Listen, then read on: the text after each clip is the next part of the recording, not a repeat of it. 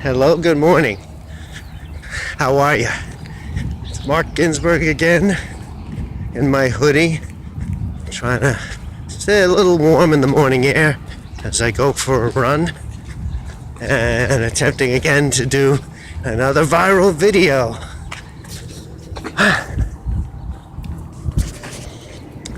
I'm recording this on Wednesday morning, March 16th, the day after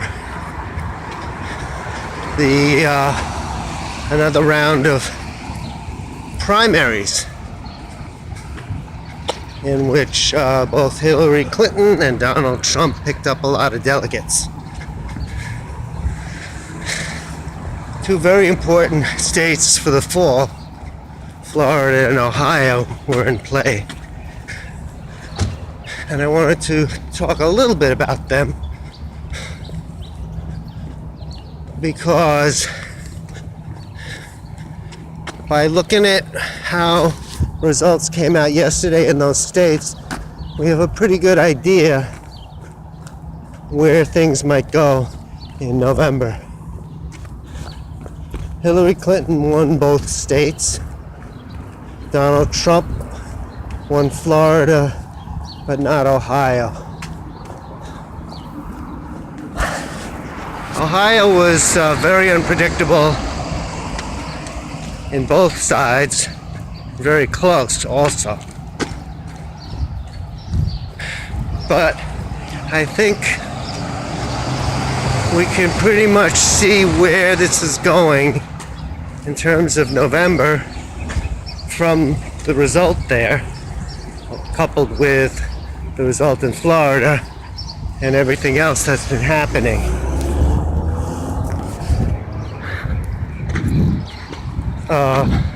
The likelihood is that it's going to be a contest between Hillary Clinton and Donald Trump this fall. I'm sure that, as I said before, many of the people who voted for Hillary Clinton, not all of them, but a lot of them, would rather see the vision of Bernie Sanders and his supporters as a reality in this country,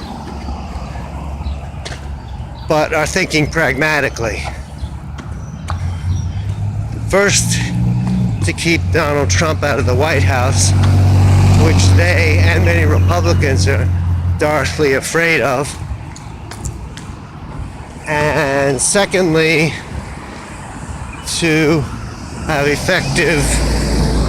have the greatest effect in terms of like what actually can get done in tandem with a Congress that is in all likelihood going to be led by the Republicans and their formidable speaker, Paul Ryan, somebody that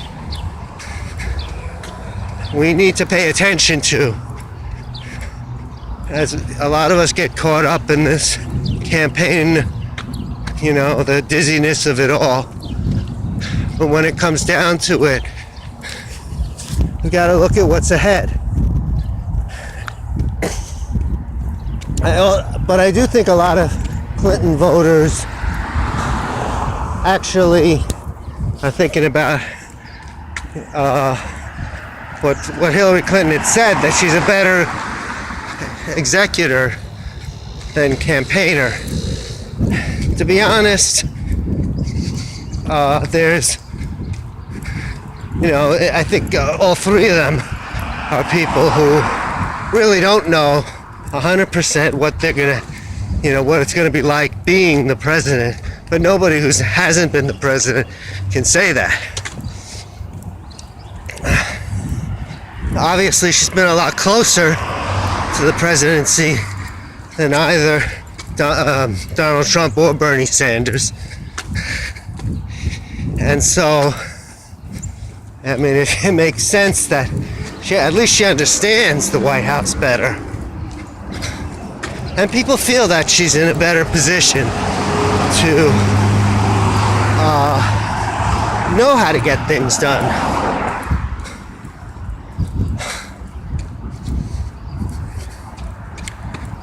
So, but what I wanted to really talk about was Ohio and the heartland.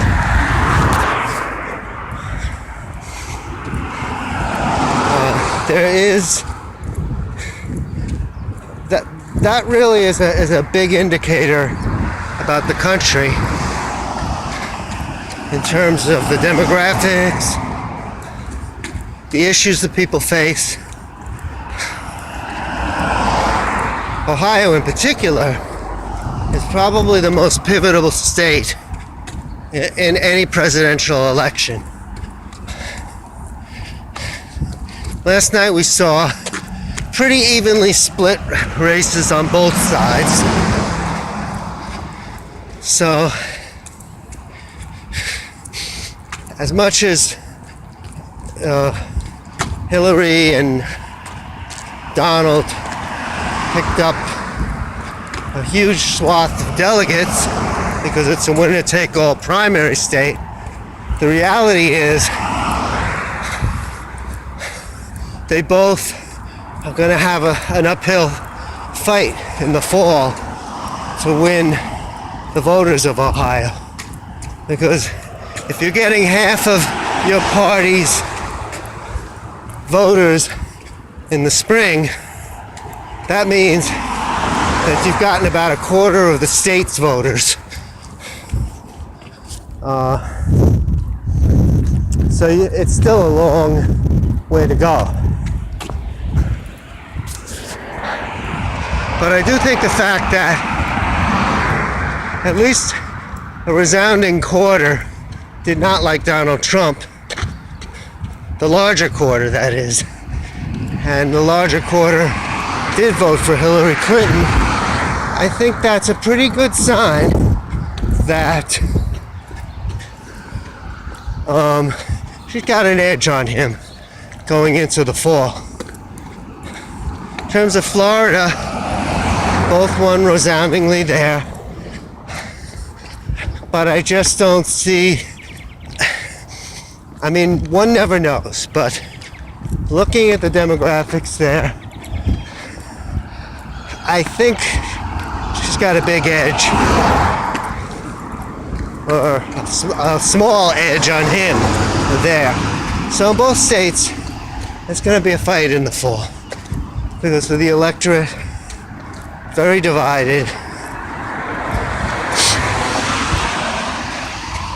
It's again a question of momentum. I noticed that Hillary does well when she talks with that fiery anger that really got me excited when she was running for the Senate in 2001. And I kind of missed it when I saw her actually in the Senate voting for the war in Iraq. I felt like she kind of was caving, and you're not going to see that in a sitting president, Secretary of State either. But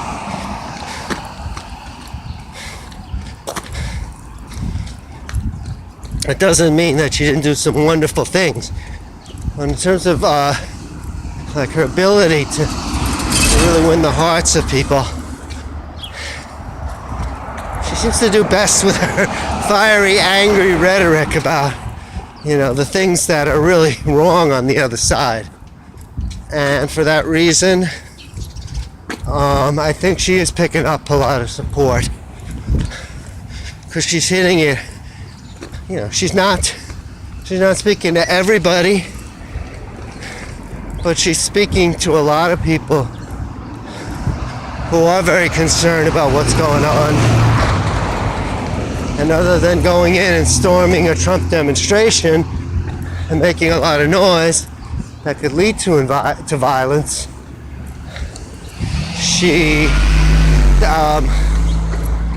the best thing you can do is go out and vote for the person that you think really has the edge in this. You know, you want to, people are, you know, the focus is on Trump, and so people want to stop him. They're afraid of him, And her talk is reaching those people, and they're voting for her. I think she, based on last night at least, it looks very good for her in the fall, precisely because of Ohio. Because she'll have those few more voters, provided she campaigns well and she's able to galvanize enough people. Because having seen what Donald Trump is capable of, she's going to need that. It's kind of been a sleeping campaign up to this point, and that needs to change. I'm going to sign out now, and I hope you all have a really, really great day. We'll talk again. Bye-bye.